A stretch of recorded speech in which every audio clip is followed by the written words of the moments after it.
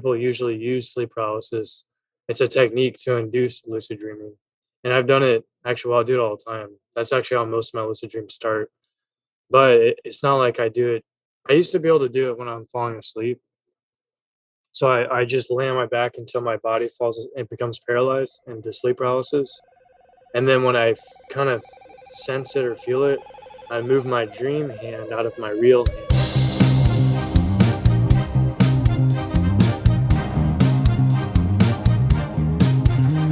Welcome back to Out of the Box podcast, where Steele and I, your hosts, get to talk about outside of the box ideas. Today, we're going to be talking about Steele. Sleep paralysis. I hope you guys enjoy this podcast. And before we actually start, I want to invite you to subscribe to our channel so that you can continue to receive awesome outside of the box content.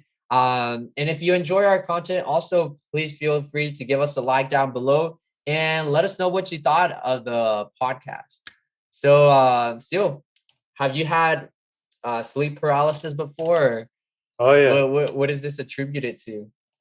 Oh yeah. So what is it attributed to? The brain for sure. But so first off, the first question was, have I had it? And yes, I've had it many times. Not like a lot, but I definitely had enough where like I want to kind of keep my distance from it. As many people have also experienced, it's a terrifying experience.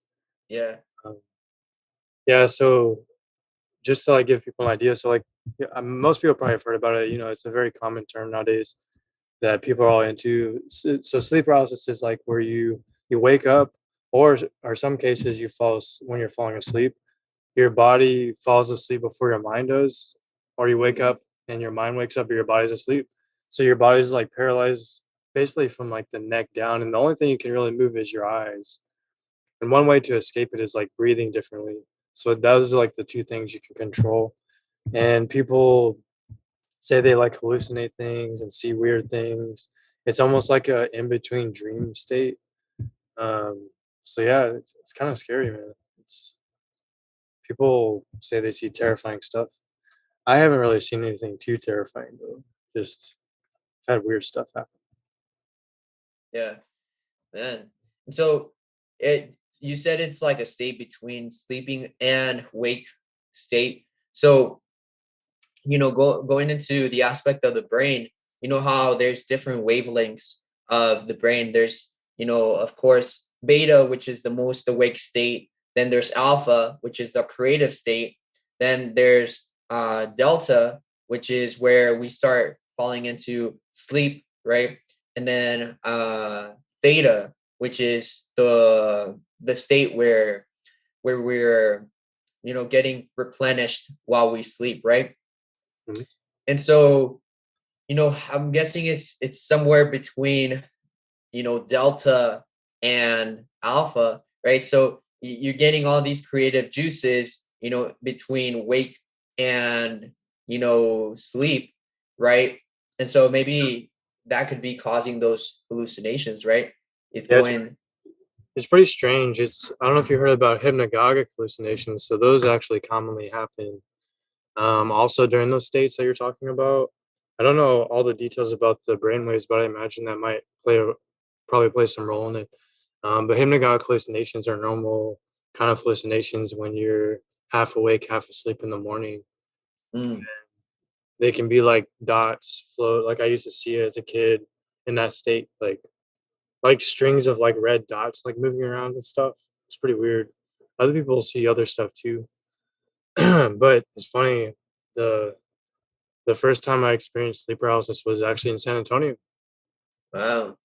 So I was And at a how's hotel. that? Yeah, I didn't know what it was at the time, so it was all new to me, and it did freak me out because I didn't know like what was going on. I was in a hotel for the state science fair stuff in San Antonio, and so I woke up and I was really comfortable. Actually, my first experience with sleep paralysis, it was really comforting because you feel like, I don't know if you've ever had like surgery or been under anesthesia, but it kind of feels like you woke up from that and you feel like the deepest tiredness you've ever felt, and imagine all of that tired weight is on your head. And it's just like you're so tired that your head feels heavy, and you feel like you can't. And but it's comfortable, right? Because when you wake up in the morning, you want to be able to fall back asleep. So I'm like, okay, this will be easy. This is kind of a nice, relaxing ride. But then my eyes weren't open, but I could feel the in the hotel, right? I could feel a cat jump up on the bed and walk across my legs. Like, you can feel the pressure of a bed when something, walks on it or so I felt that. And at first I was like, okay, yeah, that's normal. But then I realized, wait, I'm in a hotel in San Antonio. Like there's no cats or dogs in this. Yeah. What was that? That wasn't real, because I thought I was awake. And it turns out it wasn't real. It was all just my mind. And that freaked me out. And then when I realized after that, I tried to wake up. I tried to move because I realized I was actually not fully awake, I guess. I guess I thought I was dreaming. So I was trying to escape the dream, but I couldn't move. I couldn't move my body and it freaked me out. So I started yelling from because my mom's like literally in the next bed over. Like, Yeah. so I'm like, maybe she can wake me up if I can just get her attention. So what happened is another the right after that, the bathroom light was like on in the hotel, and then my mom walked from the bathroom over here and then laid like across me and it's like this pressure, where I could hardly breathe. And that's when I really started trying to scream and like yell and like say, "Wake me up, mom, wake me up!" Because that was also part of the dream as well, or sleep paralysis part. Yeah. It, But it, that did that actually happen? Like, uh, did your mom actually like yeah, it seemed do like it, that? but no, it didn't happen because when I woke up, right, she was just sleeping. And she couldn't hear me yelling or anything, even though I was like in the dream or the sleep paralysis. I was trying to yell at the top of my lungs, but I couldn't. So it was almost like a dream. Like everything that you thought was happening for you, it seemed real, but in reality, it was just you dreaming. Yeah, that's what's so scary about it, because of how real it feels. Like to feel the pressure of the bed, to feel that it's pretty scary because I guess you lose like touch with what's real and what's not. Yeah. It's almost like lucid dreaming Yeah. in a way, right? Well, it's funny that you mentioned that because Or how would you relate that to it? yeah, no, it's actually very related. So the funny thing about that is people usually use sleep paralysis. It's a technique to induce lucid dreaming. And I've done it actually, well, I do it all the time. That's actually how most of my lucid dreams start. But it's not like I do it. I used to be able to do it when I'm falling asleep. So I just lay on my back until my body falls and becomes paralyzed into sleep paralysis. And then when I kind of sense it or feel it, I move my dream hand out of my real hand and enter the dream kind of thing. Now that hasn't happened as much when I'm trying to fall asleep, but every other time in the past few years, and this has happened recently, just like last month it happened. In the early morning when I wake up and go back to sleep, I just kind of fall into this sleep paralysis state. And it's really comfortable, it's not always scary. You can kind of feel it when your mind starts going in and out, like and the sounds start like flittering away. And then you can feel the heaviness on your body. And then once you kind of feel your physical body disconnect kind of from reality, it's I guess you could say, then I move my dream hand like out of my physical hand and leave my bed and I'm in the dream. And it's just a different feeling than real life. It feels lighter. And Yeah. so that's how I do a lot of lucid dreams in the morning. Yeah. Hey, that's crazy. I didn't know it was like a segue into lucid dreaming. Yeah. What do you think about that? Because doesn't it sound like outer body experience stuff? Yeah, it makes me think of that. Like it makes me because one of my friends told me that he's played with like Ouija boards and stuff like that. And that's like another level, right? Right. Like, but he says that sometimes at night his body will lift from his actual it was like almost like astral projection where his soul lifted off of his body and started walking around different parts of the city. And he creeped out one of my friends because he had a crush on her, Mm. and he told her like, "Hey, I saw you last night." She's like, "What do you mean?" And he was like, "Yeah, you were wearing like a yellow shirt and you were tucked in bed." And she was like, "How did you know I was wearing a yellow shirt?" And he started telling her that his soul went to her, and she started freaking out. She stopped talking to him. But it makes me think of that, like, how you said you lift your dream arm from your actual body. It Yeah, makes me think almost like it's like astral projection in a way.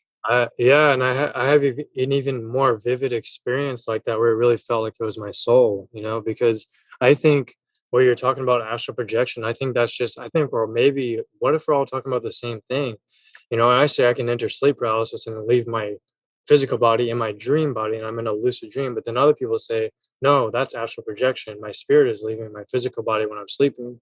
But then other people say, no, that's an outer body experience, like a near death experience kind of.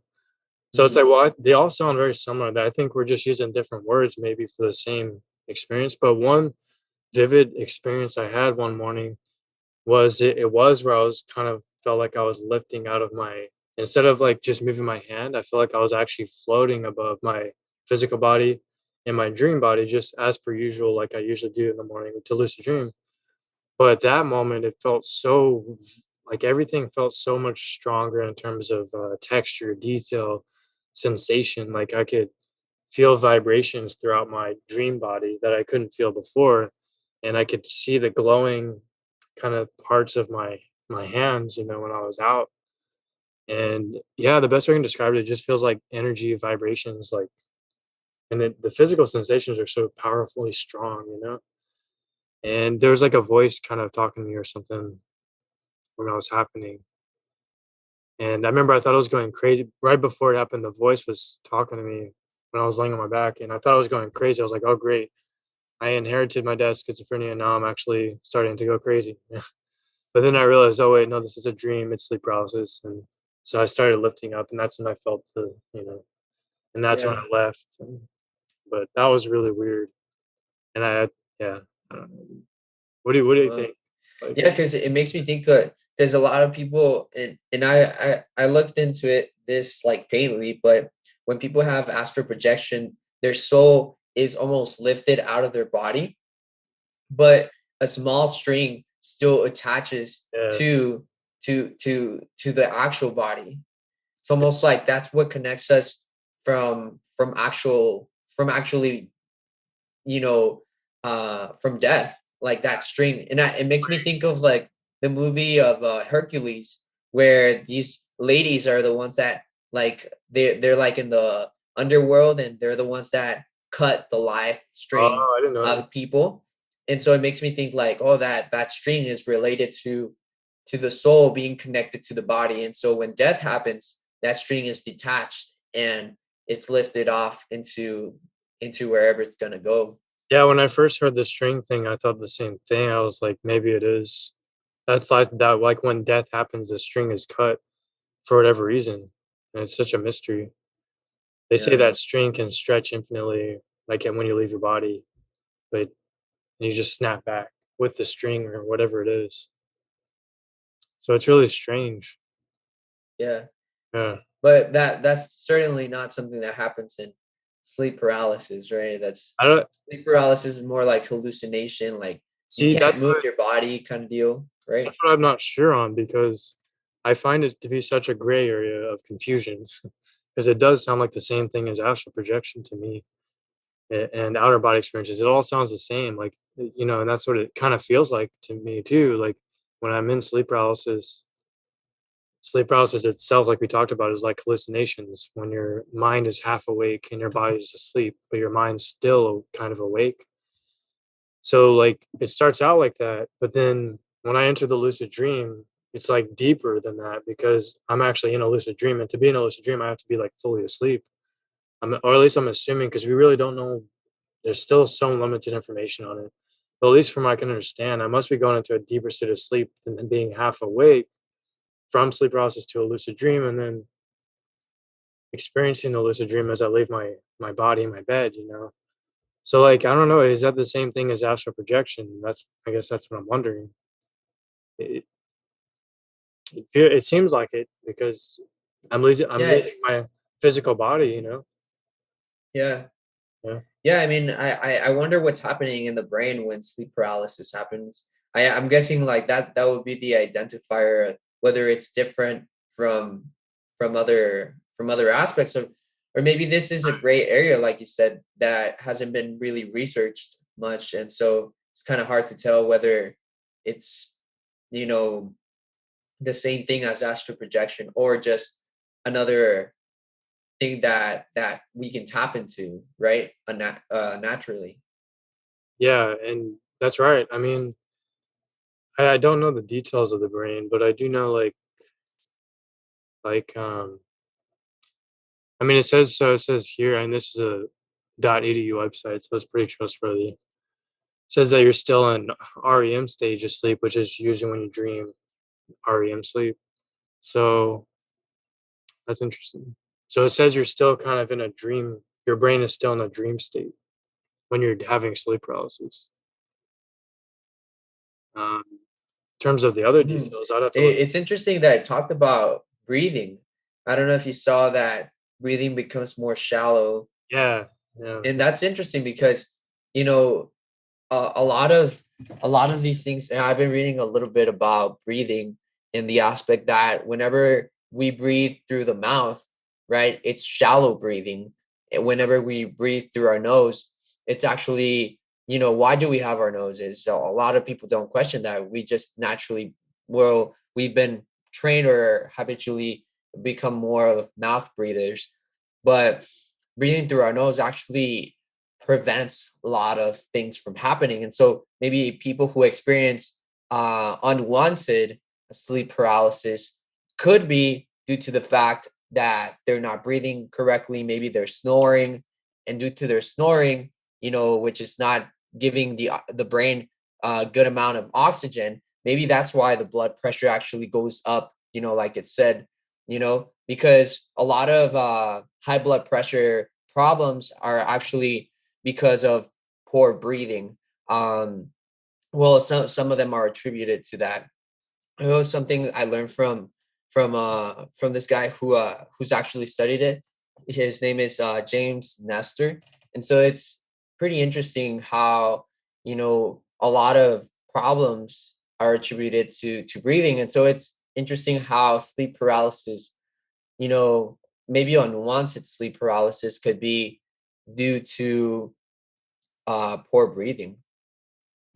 yeah, yeah. I mean, there's a lot of questions. I mean, I don't know all the details, but yeah, there's definitely a lot of questions around because it's just it seems like it's a newer phenomenon because I just saw an article like on the I just pulled up like talking about finding now they're just now figuring out chemicals in the brain that might be causing sleep paralysis to happen. So it's interesting.